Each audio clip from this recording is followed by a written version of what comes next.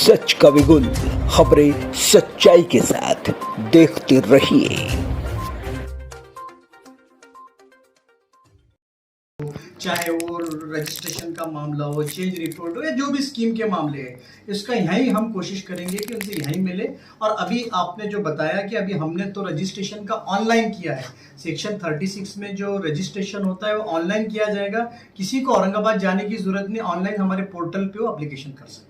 Sir एक सवाल है, इंडिविजुअल है मालाड की, सीओ साहब को उसके बारे में मालूम है, नोटिस यहाँ से जारी हुई है।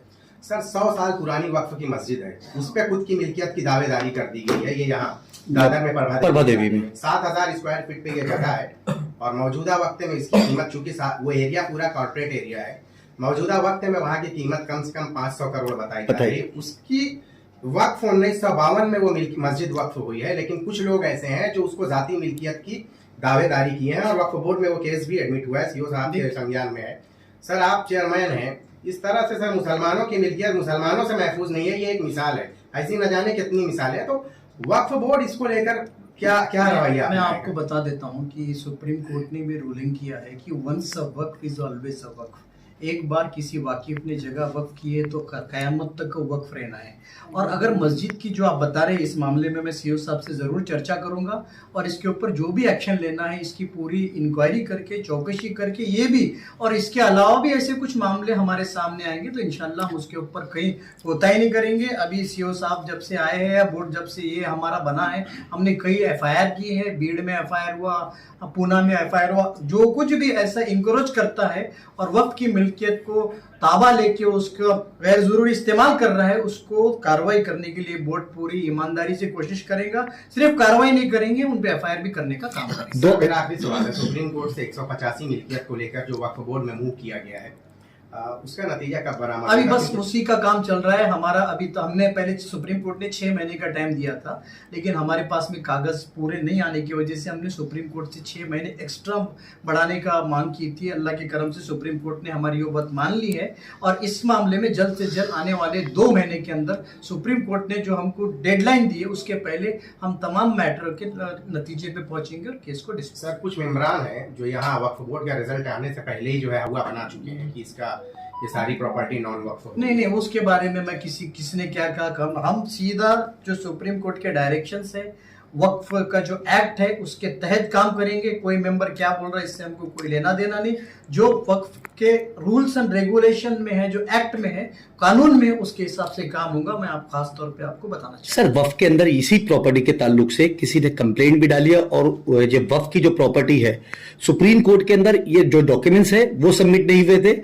जो कंप्लेनेंट है उन्होंने वो डॉक्यूमेंट्स वक्फ बोर्ड को भी प्रोवाइड कराया कि 1923 में ही वो वक्फ करी हुई है और ऑलरेडी वो प्रॉपर्टी जो है वो वक्फ है।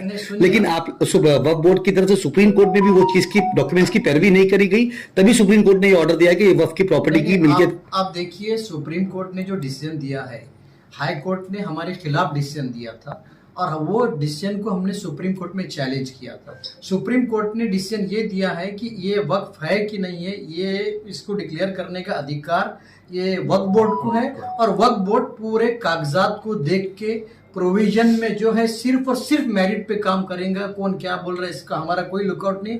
जो रूल्स एंड रेगुलेशन में जो वक्त एक्ट में होगा उसके हिसाब से हम काम करेंगे। एक सवाल और, 2007 से लेकर 2011 तक का वक्फ बोर्ड ने ऐसी एनओसी निकाली है जो वक्फ बोर्ड की वेबसाइट पे भी नहीं है।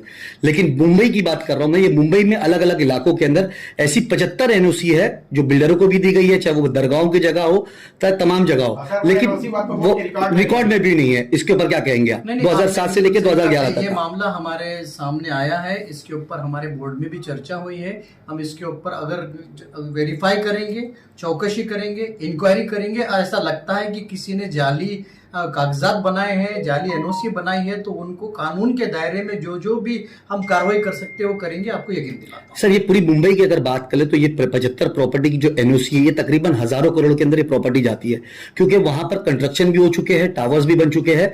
तो क्या वक्फ बोर्ड जो है जिन लोगों ने जो तमाम चीजों की है, जैसे हमने एक एनओसी देखा जहां पर एनओसी के अंदर लिखा गया कि वक्फ बोर्ड 60% पार्टनर होगा, लेकिन वक्फ बोर्ड वो 60% पार्टनर ही नहीं है, तो ऐसे लोगों के ऊपर क्या एफआईआर भी दर्ज होगी और आने वाले वक्त में बिल्कुल, कार्रवाई? अगर से वक्फ एक्ट के खिलाफ जाके किसी ने काम किया है तो उनके ऊपर एफआईआर भी दर्ज करने की कानून के जो भी कानून में प्रोविजन उसके हिसाब से हम कार्रवाई करें।